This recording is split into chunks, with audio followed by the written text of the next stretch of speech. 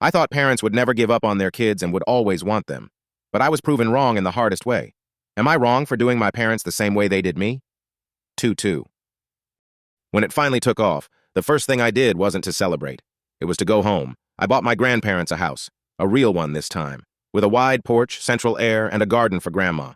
When I handed them the keys, Grandma cried so hard she could barely speak. Grandpa hugged me and said, "We always knew you'd make something out of nothing." That was the moment I felt whole. Not the money, not the success, that. I made sure they never wanted for anything again. I paid their bills, took them on trips, and made them rest for the first time in decades. Seeing them happy was all I ever wanted. But that's when my parents decided to reappear. It started with a text, then a call, then another. They said they wanted to reconnect, that family is family. They talked about how proud they were, how they'd always believed in me. Believed in me? They left me. They watched me disappear into someone else's life and didn't look back. When they showed up at my company's anniversary event, dressed nice, smiling like nothing happened, I almost laughed. My father shook my hand like we were old friends. My mother said she missed me. I looked at them, standing there pretending to remember what love felt like, and for a moment I almost wanted to forgive them. But then I thought of Grandma holding me on nights I cried myself to sleep. I thought of Grandpa giving up his medication so he could buy me new shoes for school, and that's when it hit me. They were my real parents.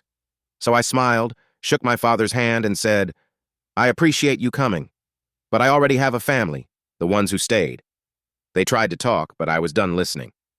That night, I went home to my grandparents' house. Grandpa was sitting on the porch, watching the sunset. I sat next to him, just like when I was a kid.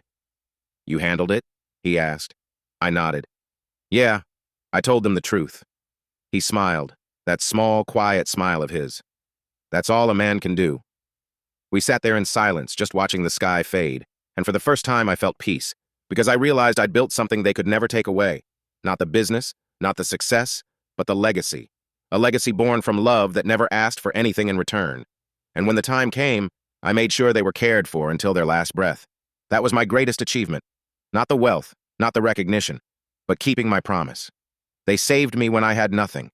I honored them when I had everything. And that's the kind of story no apology could ever rewrite. Like and follow for more Reddit stories.